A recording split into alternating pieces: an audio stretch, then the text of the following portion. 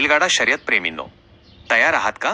मौजे दहिवडी ता माण येथे रंगली माननीय ना जयकुमार भाऊ गोरे भव्य दिव्य बैलगाडा शर्यत सोन्या 5050 केसरी.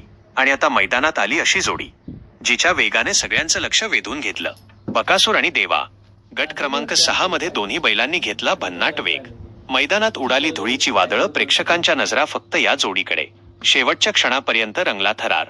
आणि अखेर बकासूर आणि देवा यांनी गट 6 मधून बाजी मारत सेमी फायनल मध्ये धडक मारली. हा वेग पाहून तुम्हीही म्हणाल, काय धावलेत बकासूर आणि देवा. पुढच्या फेरीत ही जोडी काय कमाल करणार?